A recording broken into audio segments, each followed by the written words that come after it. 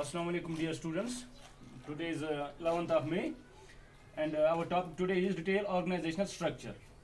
What is the organizational structure of these retail outlets? तो यहाँ पे जो हमारा फर्स्ट पॉइंट आता है, it is retail is an economic activity. Retail जो होता है एक इकोनॉमिक एक्टिविटी होती है which involve all the steps in which a product reach to the final consumer after its production. It involves all the steps which are involved by which the product reaches to the final consumer. जब कोई product बनता है तो उसमें बहुत सारे जो होते हैं, बहुत सारे स्टेप्स के थ्रू जाता है वो. लाइक हम क्या करते हैं, पहले हमारा एक होता है सप्लायर. ठीक है, सप्लायर से हम क्या काम करते हैं, सप्लायर से हम जो है रॉ मटेरियल लाते हैं.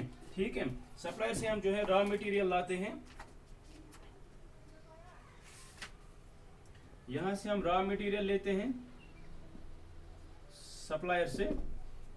उसके बाद ये पूछता है मैन्युफैक्चरर के पास. मैन्युफैक्चरर क्या करता है, वो इसका एक फिनिश्ड गुड बनाता है. वो वहां पे इसको एक चीज बनाता है. लाइक अगर हम मार्कर की बात करते हैं, सप्लायर से हम लाते हैं, हम इसका कवर लाते हैं, इंक लाते हैं, जो इसकी रिफल होती है वो लाते हैं, फिर कैप लाते हैं. ये फिर मैन्युफैक्चरर के पास जब भी पूछता है वो इसको एक मार्कर बनाता है, एक एंड प्रोडक्ट बनाता है. यहाँ से ये क्या होता है, एक होलसेलर के पास जाता है. मैन्युफैक्चर यहाँ पे अगर से 1000 पीसेस बनते हैं तो एक होलसेलर के पास जाता है. होलसेलर वहां से 1000 पीसेस लेता है. होलसेलर फिर क्या करता है, रिटेलर को देता है. रिटेलर वहां से लाता है से 200 पीस लाता है. ठीक है, और फिर ये रिटेलर क्या करता है, रिटेल का मतलब ये it breaks bulk into pieces. ये 200-300 पीस जो इसने लाए, ये फिर इसको क्या करता है, कैसे बेचता है, as per the needs and demands of customer. तो एक फाइनल कंज्यूमर को देता है. फाइनल कंज्यूमर वो होता है जो इस चीज को फिर लास्ट में कंज्यूम करता है. तो ये सारे स्टेप्स इन्वॉल्व होते हैं किसमें, economic activities involve all the steps. ये सारे स्टेप्स होते हैं which a product reach to the final consumer. जब ये एक फाइनल कंज्यूमर तक पहुंचता है इन मतलब स्टेप्स के थ्रू आफ्टर इट्स प्रोडक्शन. फिर दूसरा आता है इसमें हमारा satisfaction of the customer is the ultimate goal of economic activity. All economic activities जो होता है सेटिस्फिकेशन, कस्टमर सेटिस्फाई होना चाहिए. हमारा मेन जो एम होता है वो हमारा यही होता है कि जो हमारा कस्टमर है वो हमसे जो है सेटिस्फाई होना चाहिए. ये तकरीबन हर कोई जो भी इकोनॉमिक एक्टिविटी होती है उसका एंड गोल यही होता है कि जो हमारा कस्टमर है, जो हमारा एंड कंज्यूमर है, he should be satisfied. If our customer is not satisfied, जो हमारा फिर काम है, जो हमारा मतलब जो भी हम काम करते हैं, दैट्स नॉट वर्थ.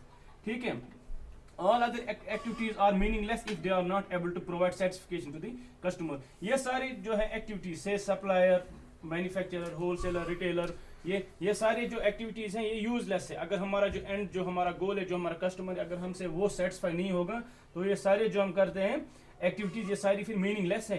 कैसे मीनिंगलेस है, से कि सप्लायर से हमने लाया, इसने यहाँ पर इतना अच्छा चीज बनाया, हमारी प्रोडक्शन भी अच्छी, हमने 1000 पीसेस जो है दिन में वहां पे प्रोड्यूस हो गए, बहुत सारा अच्छा चीज है.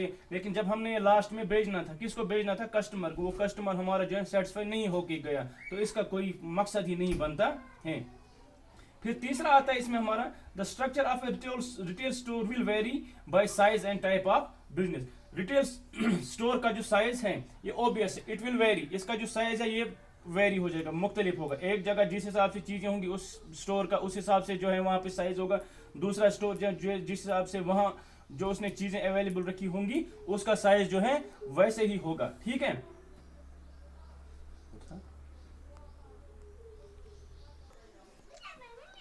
तो जो ऑर्गेनाइजेशनल स्ट्रक्चर है ये वेरी करता है. कैसे वेरी करेगा, बाय साइज एंड टाइप. ये तो वेरी करेगा, जिस हिसाब से चीजें होंगी उस हिसाब से जो ये वेरी करेगा.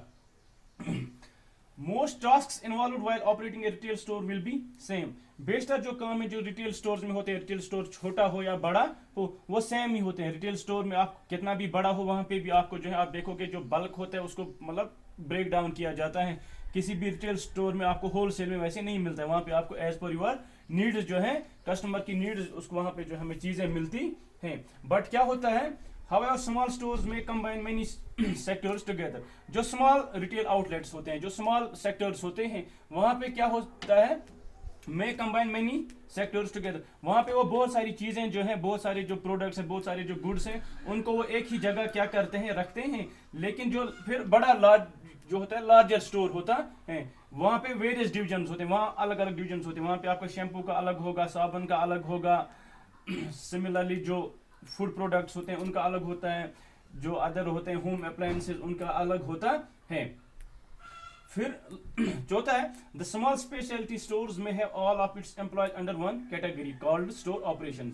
जो ये स्मॉल स्टोर्स जो होते हैं इनके जो एम्प्लॉयज होते हैं वो सारे क्या आते हैं, एक ही कैटेगरी में आते हैं उनको हम क्या कहते हैं, स्टोर ऑपरेशंस कहते हैं। लेकिन जब आप जाओगे बड़े इन स्टोर्स में जाओगे वहां पे क्या देखोगे आप, लार्जर डिपार्टमेंटल स्टोर्स में है कंप्लीट स्टॉक, वहां पे आपको कंप्लीट स्टॉक मिलेगा जिसमें क्या क्या होगा, लाइक मैनेजर होगा वहां पे, फिर वहां पे एक असिस्टेंट मैनेजर होगा, फिर सेल्स एसोसिएट्स होंगे, वहां पे कैशियर अलग होगा।